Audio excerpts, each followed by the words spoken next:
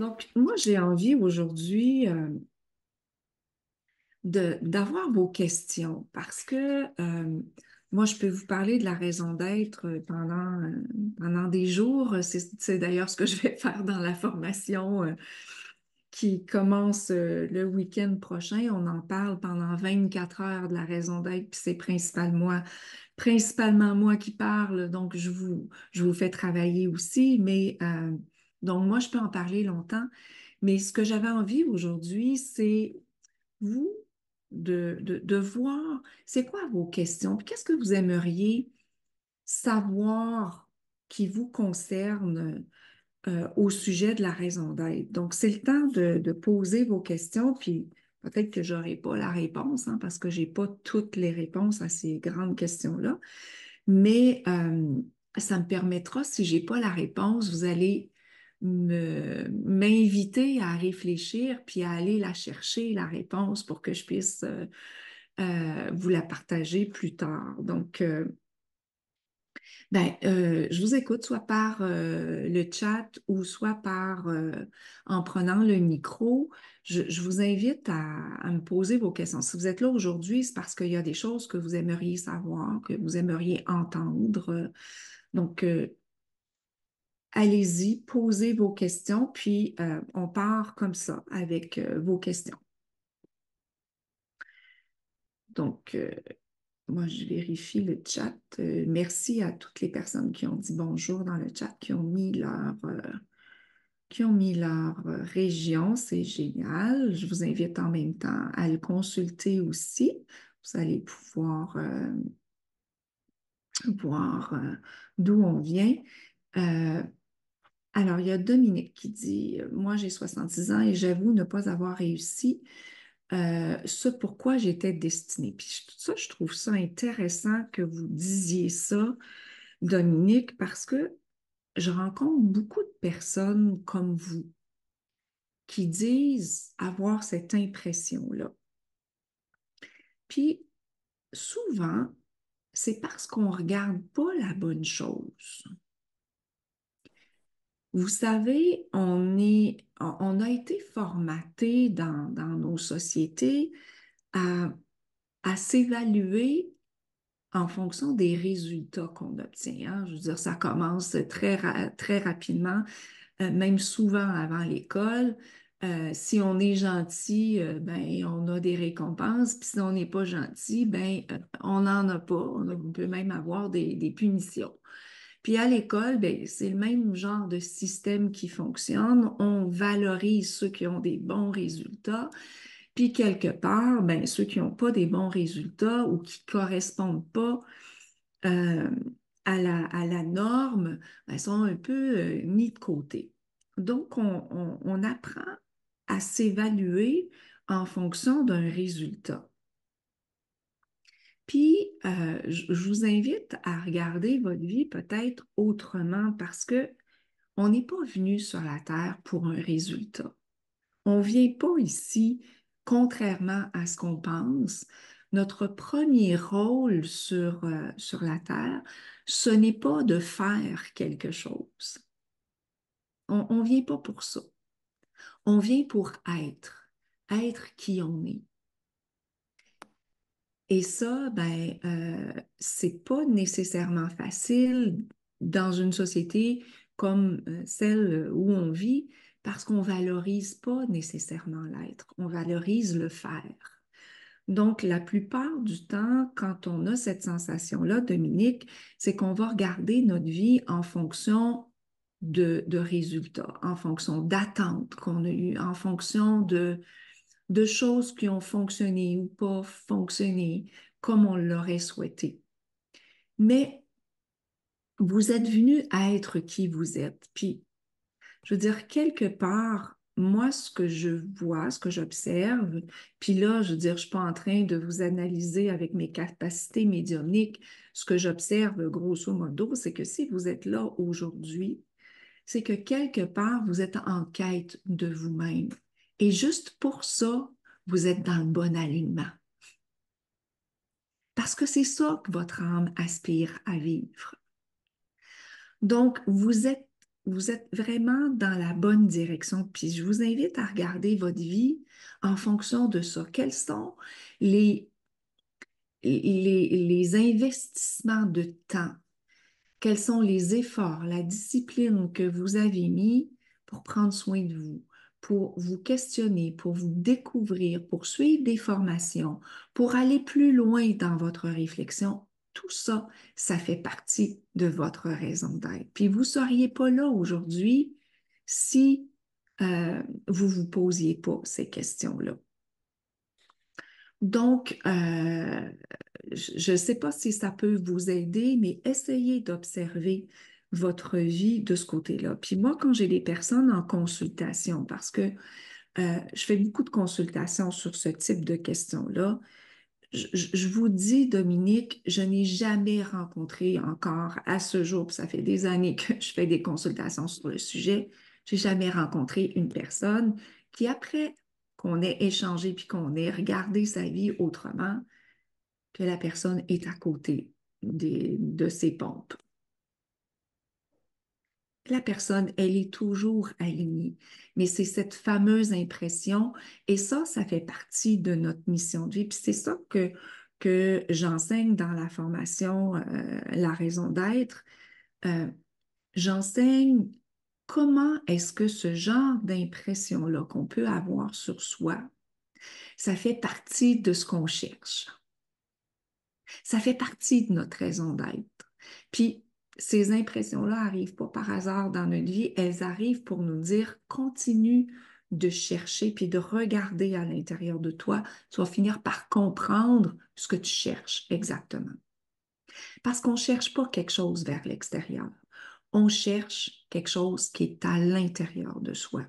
Vous savez, il y a une fameuse légende soufie qui dit que avant, euh, tout le monde avait la connaissance infinie, puis tout le monde était branché, connecté, avait des capacités de perception.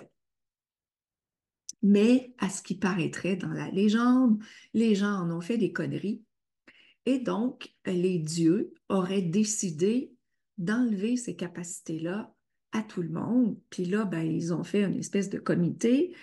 Puis, je vous raconte la légende dans mes mots, là, mais ils ont fait une espèce de comité pour dire, bon, ben, on va cacher ces capacités-là quelque part pour être certain que les terriens ne les retrouvent pas parce qu'ils font des conneries avec. Et puis, il y a un des dieux qui aurait eu comme idée de dire, on va les cacher à l'intérieur d'eux, comme ça, on est sûr qu'ils ne les trouveront pas parce qu'ils sont tournés vers l'extérieur. Donc, tout ce qu'on cherche est à l'intérieur de nous, mais on n'a pas appris à aller à l'intérieur de nous. On est constamment ramené vers l'extérieur, puis de plus en plus ramené vers l'extérieur avec tous les médias qui existent, les possibilités de communication qui existent. On est constamment branché sur l'extérieur.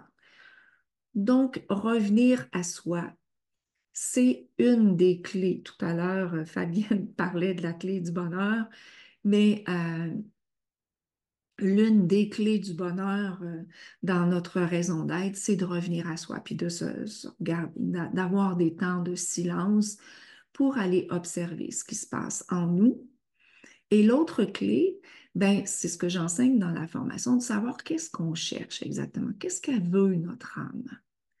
Notre âme, elle ne s'est pas incarnée par hasard, comme ça, sans but, sans plan, sans objectif. Elle cherche quelque chose de précis. Puis le plus étonnant, c'est qu'on est comme les petits poussets. Depuis notre naissance, on a laissé des petits cailloux sur notre chemin pour retrouver ce qu'on cherche.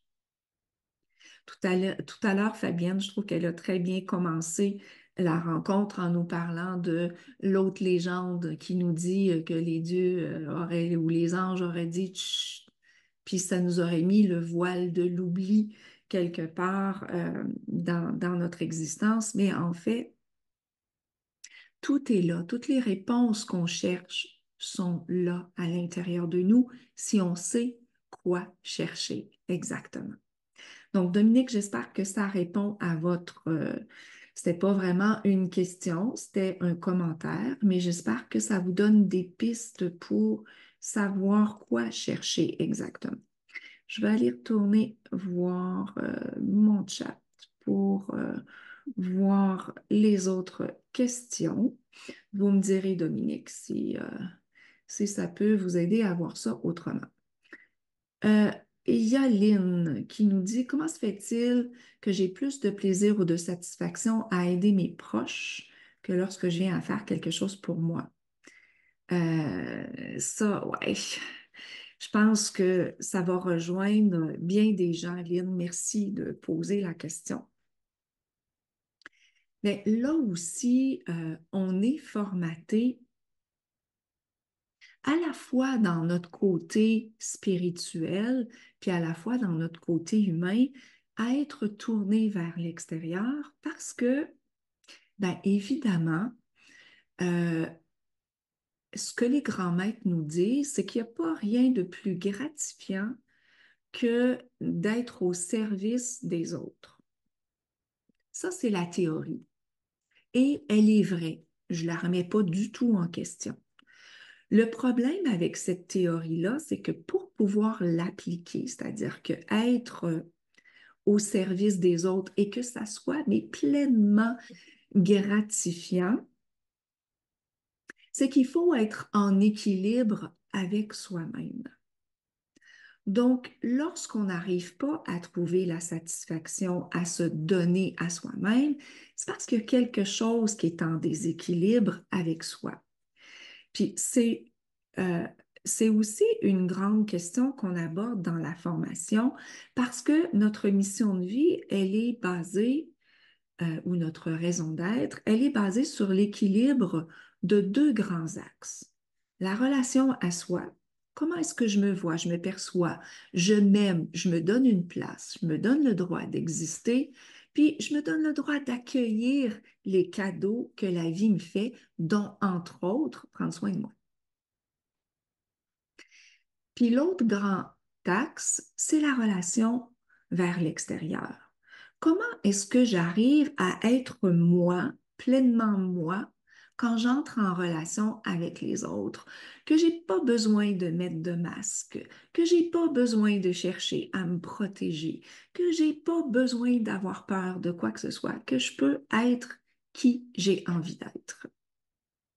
Ça, c'est l'autre grand axe. Donc, voyez-vous, on va toute notre vie naviguer dans les expériences entre ces deux axes-là. Il y a des gens qui viennent sur la Terre qui ont comme raison d'être particulièrement la relation à soi. Puis c'est ça qu'ils vont travailler plus amplement dans leur vie. Puis il y a d'autres personnes qui vont, elles, être dans la relation vers l'extérieur.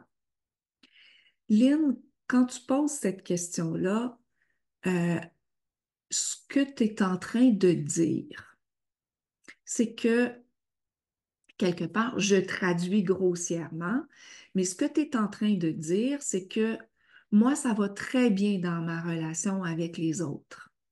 C'est la relation avec moi qui pose problème. Et ça veut dire que ça fait partie de ta raison d'être. Et si tu observes, ben, tu vas te rendre compte que les plus grands défis dans ta vie, ils parlent de cette relation à toi.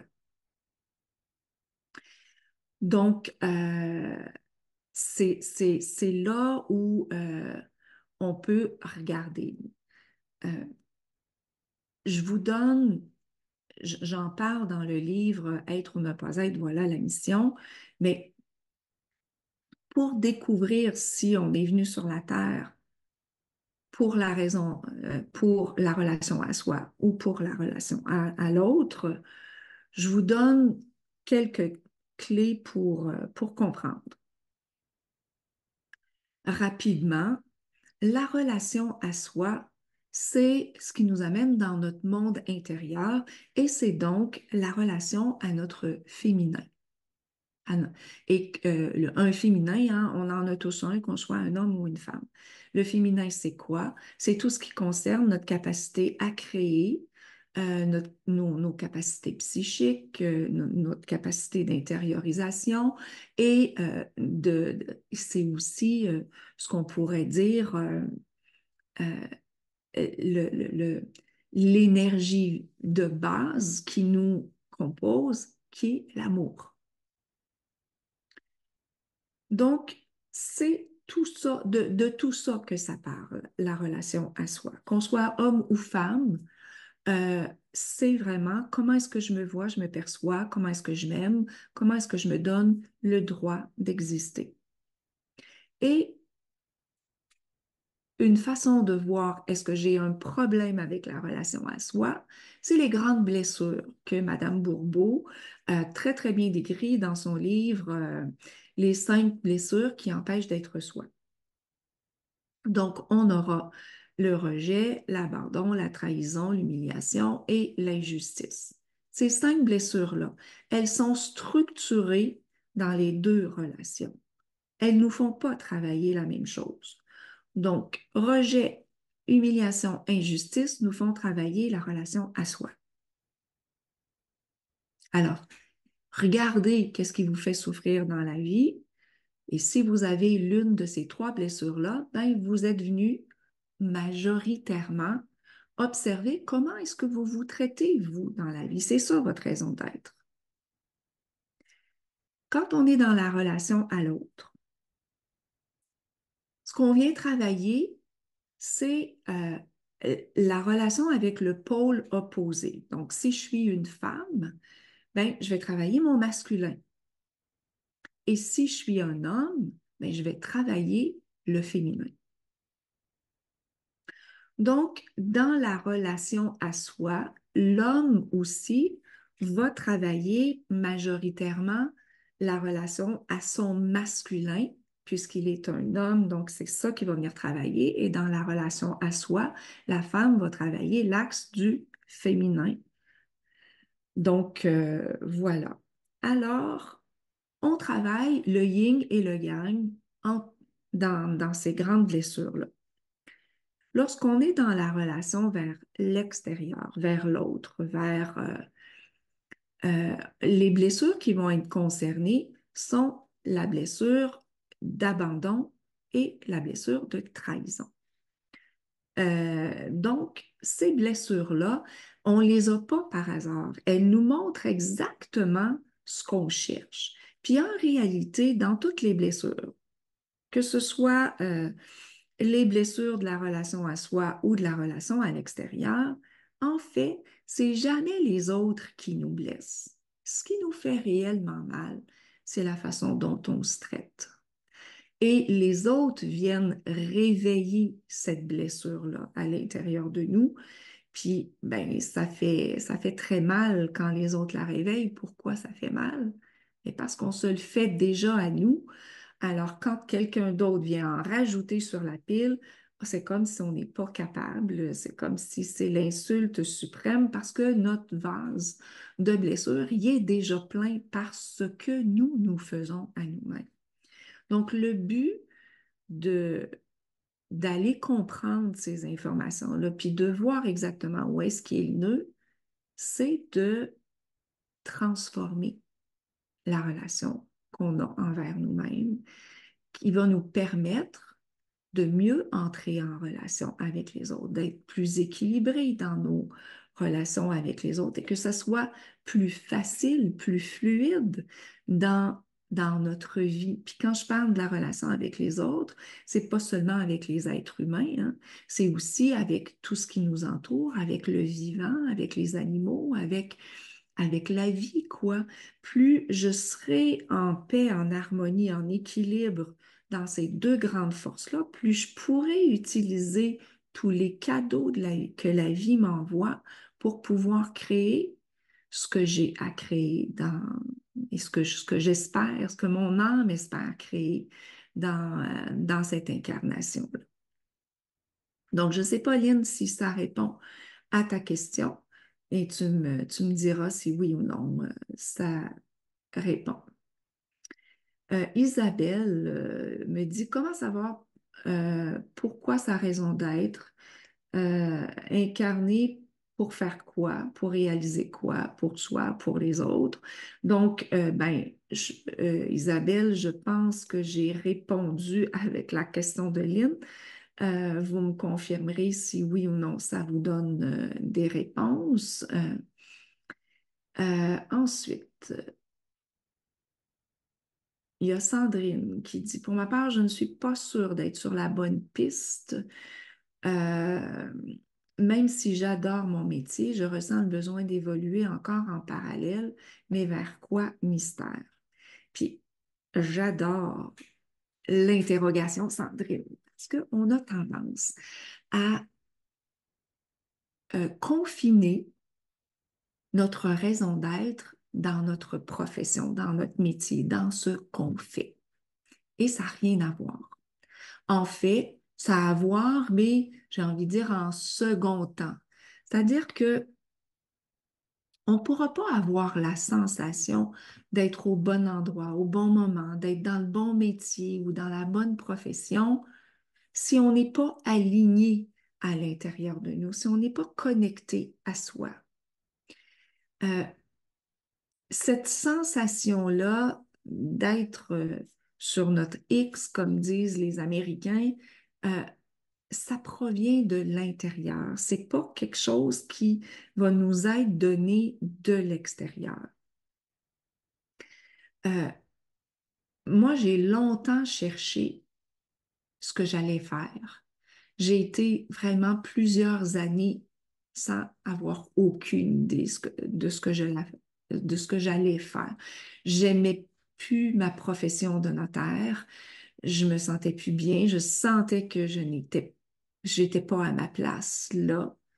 Et je savais pas quoi faire d'autre, hein. Puis j'ai mis des années avant de trouver. Puis en fait, j'ai plutôt l'impression que c'est ce que je fais qui m'a trouvé plutôt que moi qui a trouvé, parce que honnêtement, j'aurais jamais cherché dans cette direction-là. Mais ce que j'ai fait, c'est que je me suis plutôt, pendant ces années-là, parce que j'étais pas bien à l'intérieur de moi, n'ayant pas de but, de direction, d'alignement, j'ai plutôt cherché à retrouver un mieux-être. Et c'est quand j'ai eu trouvé mieux-être à l'intérieur de moi que les choses se sont placées et que les évidences se sont mises sur ma route. Donc, euh, si vous cherchez dans une profession avant de chercher à l'intérieur de vous, peut-être que vous allez trouver quelque chose qui va vous emballer, mais dans X temps, dans X années, vous allez encore revenir à il me semble que je ne suis pas sûre d'être au bon endroit, au bon moment. Pourquoi? Parce que vous n'êtes pas incarné pour une profession en premier lieu. Peut-être que le fait de vous trouver, ça va vous amener à une profession ou à un métier. Mais en premier lieu, vous vous êtes incarné pour être.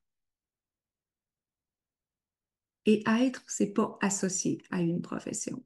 C'est simplement se permettre d'exister. On pourrait être en restant à la maison sur son sofa, puis être pleinement satisfait. Vous allez me dire, ouais, mais comment on peut être satisfait à long terme en restant sur son sofa? Bien, il y a des moines qui méditent à longueur de journée et qui sont pleinement satisfaits, qui ont trouvé leur vocation en faisant ça. Je ne vous dis pas que c'est ce que vous allez devenir de votre côté, mais l'idée, c'est que c'est pas ce qu'on fait qui va nous donner la satisfaction puis la valorisation. C'est comment on est dans ce qu'on fait. Plus vous allez vous répéter ça, que le plus important, c'est ce que vous êtes, c'est ce que vous ressentez. Dans une conférence que je donne, je termine toujours la conférence, puis ça percute les gens en disant, vous pourriez rater tout ce que vous faites dans la vie, mais si vous le ratez dans la joie, vous allez avoir réussi votre mission de vie. Mais inversement, vous pourriez réussir tout ce que vous entreprenez, mais si vous le réussissez dans l'insatisfaction, vous avez raté votre mission de vie. C'est l'état dans lequel on est qui est important. Notre âme aspire à la paix, l'amour et la joie. On n'a pas idée à quel point il y a juste ça qui est important. Vibrer la paix, l'amour et la joie. Et quand on arrive à faire ça, puis faites le test. Vous savez, il y a des matins qu'on se lève. Je ne sais pas qu'est-ce qu'on a fait pendant la nuit, mais il y a des matins qu'on se lève, on dirait que on est dans une joie ou dans un état d'être comme si on flottait sur un petit nuage. Puis il y a d'autres matins on est vraiment pas en forme. Donc, qu'est-ce qui se passe dans la nuit? Je ne le sais pas, mais il se passe des choses. Mais un matin que vous vous levez où vous êtes réellement bien, donnez-vous pour mission d'observer ce qui va se passer si vous continuez de nourrir ce bien-être-là, puis de rester connecté. Votre priorité dans la vie, mettez-vous, dans la journée, pardon, mettez-vous juste ça, de dire, hey, je reste connecté à ce feeling-là que j'ai à l'intérieur de moi, là, d'être bien. Puis observez ce qui va se passer. Vous allez voir, c'est comme un peu magique. Il y a des gens qui viennent à nous. On a pu les croiser, ces gens-là, puis jamais on s'est parlé. Puis là, parce qu'on est connecté à soi, pouf, il va se produire quelque chose. Il y a une personne qui, comme ça, qu'on a croisé, qui va venir, puis ça va être tellement agréable. Puis on va voir quelque chose d'extraordinaire autour de nous, dans la nature, que ce soit un chat qui vient, qui vient nous faire un petit clin d'œil ou, je sais pas, moi, un beau coucher de soleil ou peu importe. On va voir, il va arriver des choses qu'on ne perçoit pas d'habitude. Donc, l'état d'être, c'est ça qui nous amène dans notre raison d'être. Plus on va être conscient que c'est ce qu'on vibre qui est important, moins on va focaliser notre attention sur des résultats extérieurs. Je ne sais pas si ça vous aide, Sandrine, dans votre questionnement. Il y a Cécile qui dit la mission de vie, c'est la raison d'être. Est-ce que c'est la même chose? Grosse question. Parce que ça, c'est pas tout le monde qui s'entend sur les mêmes définitions. Je dirais même que d'un auteur, d'un enseignement à l'autre, c'est des vocabulaires, c'est du vocabulaire différent. Il y en a qui vont vraiment départager la mission de vie de la raison d'être. Il y en a pour qui c'est ça, la mission de vie, c'est la profession qu'on va trouver un jour ou l'occupation qu'on va trouver à faire. Qu'est-ce qui nous nourrit, qu'est-ce qui nous élève. Puis il y en a pour qui c'est la même chose. Moi, j'en fais partie. Puis pourquoi? J'ai longuement réfléchi à ces deux concepts-là, puis j'en arrive à la conclusion que si je continue de parler de la mission de vie, je continue d'entretenir le fait qu'il faut trouver quelque chose à faire. Puis pour moi, ça ne marche pas parce qu'on n'est pas venu faire quelque chose en premier lieu. Évidemment, on aura éventuellement des invitations qui nous seront lancées par notre âme d'aller accomplir certaines actions. Oui, ça fait partie de notre raison d'être d'aller accomplir certaines choses. Puis là, je ne parle pas d'aller parcourir le monde, là. Des fois, c'est simplement d'aller aider son voisin, là. Mais euh, en premier lieu, quels que soient ces appels d'aller accomplir quelque chose, si je ne suis pas dans une bonne vibration, je n'accomplis rien. Parce que ce que je vais donner au monde aux autres, à la vie, c'est une pas bonne vibration. Donc, comprenez que l'essence de ce qu'on est venu faire, c'est nos vibrations. C'est ça qu'on porte. C'est ça qui est important. Quand on se voit se perdre dans des trucs qui sont liés à la matière, puis qui nous minent notre énergie, c'est important de dire stop, stop, c'est pas ça que je suis venue faire. Je suis pas venue me perdre, miner mes énergies dans des trucs qui vont m'entraîner dans un gouffre, parce que si je continue de rester dans ces énergies-là, on attire à nous les énergies similaires, de sorte que ben, c'est ça que je vais attirer à moi, puis je vais continuer d'être dans un gouffre. Alors, si je veux être, mais vraiment connecté à ma raison d'être, qui est paix, amour et joie, notre âme, elle veut expérimenter paix, amour et joie le plus souvent possible. Puis elle veut qu'on mette à jour, qu'on voit, qu'on arrive à sortir de notre inconscient toutes les limitations qui nous empêchent d'être paix, amour et joie. C'est ça notre raison d'être.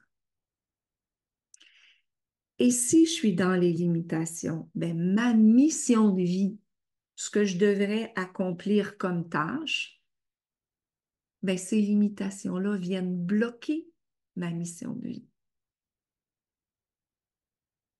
Vous comprenez l'importance d'être connecté à sa raison d'être en premier lieu pour pouvoir aller ensuite vers autre chose. Donc, pour moi, euh, tout passe par la raison d'être. Tout ce qu'on va faire passe par l'énergie qu'on porte dans l'ici maintenant. C'est l'enseignement que les grands maîtres nous donnent.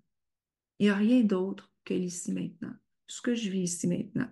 Si c'est bon, on garde la recette. Et si c'est pas bon, il faut faire quelque chose pour élever nos vibrations, pour transformer ce qui nous empêche d'être bien dans le moment présent. Est-ce que ça vous donne... Bon, Lynn, je suis en retard dans les commentaires.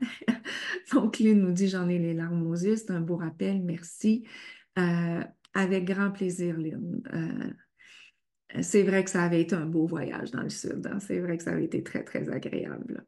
Isabelle dit merci pour les réponses, super. Il y a Fabienne qui dit, qu'est-ce que tu penses de toutes les personnes qui ont envie de changer de métier et qui veulent aider les humains et les animaux en proposant des accompagnements, que ce soit comme thérapeute ou coach? Est-ce une manière de fuir leur réalité? Est-ce que tout le monde est vraiment à la mauvaise place? C'est une grande question, puis je ne suis pas sûre que je vais avoir la réponse, Fabienne. En tout cas, je n'aurai pas une réponse universelle à cette question-là parce qu'on peut la prendre sous plein d'angles.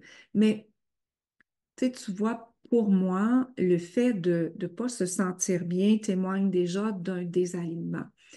Est-ce que la voie pour trouver la réponse à cet alignement-là, c'est d'aller dans le service à l'autre? Parfois, certaines personnes vont devoir faire ce que moi j'appelle devoir se perdre dans le service à l'autre pour se retrouver eux-mêmes. Donc, ça va être la voie qu'ils vont prendre pour se rendre compte qu'ils ne sont pas plus heureux en servant l'autre. Même au contraire, ça devient même extrêmement confrontant, voire plus confrontant que leur métier qu'ils avaient avant. Pour d'autres personnes, ben, le fait d'aller suivre des formations pour devenir coach, thérapeute, etc., ça les amènera à s'ouvrir sur eux-mêmes et ça sera vraiment la voie qu'ils ont besoin pour aller faire un bout de chemin vers eux, puis découvrir que finalement, ils ont peut-être une aptitude de thérapeute.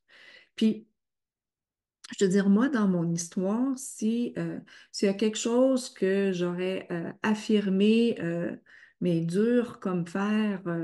C'est bien que moi, j'avais rien d'un thérapeute, j'avais rien pour aider les gens. C'était vraiment pas dans ma nature. J'avais vraiment pas cette visée-là. Puis, ben, les premières fois où j'ai fait de la consultation, je me sentais mais vraiment imposteur parce que je me disais, mais mon Dieu, j'ai pas de formation, j'ai pas de... Et puis, je pense que pour moi, ça a été une voie comme ça de découverte de moi, hein. C'est un chemin qui m'a permis d'aller trouver des réponses pour moi, puis qu'ensuite, après, j'ai pu partager avec les autres. Donc, je pense qu'il y a un peu des deux, puis qu'il y a effectivement euh, beaucoup de gens qui ont envie de changer de métier présentement parce que le, on est dans une situation vraiment de grands changements, de grands bouleversements énergétiques qui nous amènent des remises en question. C'est clairement des remises en question. Puis moi, je le vois beaucoup en consultation. Je dis souvent aux gens, vous savez, commencez par changer quelque chose à l'intérieur de vous avant de tout balancer dans votre métier, parce que peut-être que c'est simplement la manière de faire ce que vous faites actuellement, ou plutôt la manière d'être dans ce que vous faites actuellement, qui n'est pas en équilibre, puis peut-être que vous allez vous découvrir une force que vous n'aviez pas touchée encore, qui va vous permettre de continuer de faire ce que vous avez à faire. Donc, parfois, il faut balancer tout ce qu'on a à balancer parce que ça fait partie de ce que notre âme veut. Puis parfois, c'est pas ça. C'est pas le chemin qui est à prendre. Mais euh, en tout cas, moi, pour les gens qui pourraient être en questionnement à l'heure actuelle, je vous invite à aller voir en dedans, puis à essayer de changer quelque chose sur vous-même, puis notamment dans le regard que vous avez sur vous, dans les limitations que vous vous imposez. C'est aussi ce qu'on voit dans la formation La raison d'être, comment les blessures qu'on porte nous indiquent quelles sont les limitations qu'on pose et comment est-ce qu'à travers ces blessures-là, on peut comprendre comment les corriger. Dans le livre Être ou ne pas être, voilà la mission, j'ai donné les grandes leçons de chacune de ces blessures-là. Puis ces leçons-là, c'est ce qu'on est venu réaliser dans notre vie. Puis évidemment, ben, la blessure, on ne se rend pas compte à quel point elle joue sur toutes les facettes de notre vie. La blessure, là, il n'y a pas qu'avec les relations avec les autres où on va être blessé. On va être blessé aussi dans la manière dont on fait les choses, dont on agit envers les autres. Puis ça, souvent, on ne le voit pas. Puis c'est assez flagrant dans le travail et c'est ce qui fait qu'à un moment donné, on en arrive à des épuisements professionnels parce qu'on est tellement en déséquilibre dans ces relations-là, relations à soi, relations avec les autres, que c'est souvent au travail que ça va nous sauter en plein visage et qu'on va avoir besoin d'une pause très longue pour pouvoir refaire le plein parce que notre déséquilibre, il est trop grand. Donc aussi les personnes qui se sentent pas au bon endroit, au bon moment en ce moment, ben moi je vous invite à revisiter cette question-là sous d'autres angles parce que si on fait que changer de métier. Puis là, c'est pas pour diminuer parce que c'est un gros changement, puis on s'entend que tout changement dans la vie nous plonge dans une expérience de lâcher-prise totale qui est pas banale, hein, et qui demande beaucoup d'efforts. Mais quand je dis que changer de métier, mais qu'on change rien à l'intérieur de soi, mais c'est un peu comme dans n'importe quoi d'autre, vous allez reconstruire la même dynamique dans ce nouveau milieu de travail-là.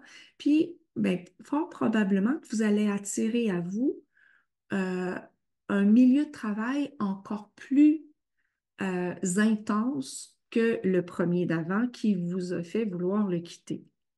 Donc, c'est un peu, je fais souvent le parallèle avec l'histoire de la personne qui est battue. Elle a beau changer de compagnon, mais si elle n'a rien changé à l'intérieur d'elle, elle va attirer à elle constamment le même type de partenaire parce que c'est le champ vibratoire qui attire à nous ce qu'on a besoin pour changer ce qu'on a besoin à l'intérieur de nous. Donc, on peut changer 1000 fois de métier, mais si on ne change rien, on va toujours tourner dans les mêmes scénarios répétitifs.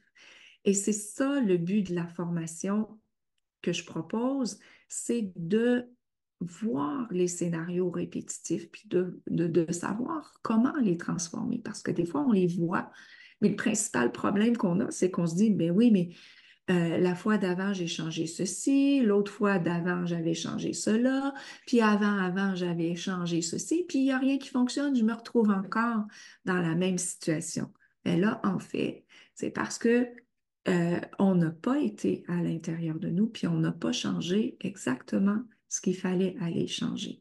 Puis quand on le change, ce qu'il fallait changer, l'extérieur change automatiquement parce qu'on est des champs vibratoires. Si j'ai changé en dedans, ben, ma résonance, elle est changée. Ma vibration, elle est différente et je vais attirer d'autres choses à moi. Donc, aller observer en dedans ce qui se passe pour voir si vous vous sentez au bon endroit, au bon moment. Puis si la réponse est non, ça ne me satisfait pas ce que je vis présentement, bien, demandez à votre sagesse intérieure, euh, qu'est-ce que je devrais lire, quelle formation, qu'est-ce que je devrais mettre en place à l'intérieur de moi? Donne-moi les outils dont j'ai besoin pour pouvoir trouver la cause de cette insatisfaction-là, puis être capable de la transformer. Notre sagesse intérieure, elle ne demande que ça, nous aider à mettre des choses en place pour transformer ce qui limite notre paix, notre joie, notre amour. Donc, quand on demande, on obtient des réponses. C'est peut-être pas toujours les réponses qu'on veut, mais on obtient des réponses. Et à ce moment-là, ça nous permet de continuer d'avancer. Donc, je vais retourner voir si Sandrine nous dit que c'est clair, Régine nous dit que ça parle, Dominique aussi. Parfait. Alors, est-ce qu'il y a d'autres questions? Oui, Caroline qui dit, j'ai une petite question avec la mission de vie. Ma grand-maman est morte le 9 avril 1995 après un anévrisme cérébral. Ma tante par alliance, qui était très proche, est morte le 9 avril 1997 d'un anévrisme cérébral. Euh, Attendez un petit peu, là, je ne suis pas sûre que j'ai. Ma tante par alliance, qui était très proche, est morte le 9 avril d'un anévrisme cérébral. Et le 9 avril 2005, j'ai fait un premier anévrisme. Donc, je suis montée au ciel, ou du moins ce que je pensais. Je me suis trouvée dans un champ très calme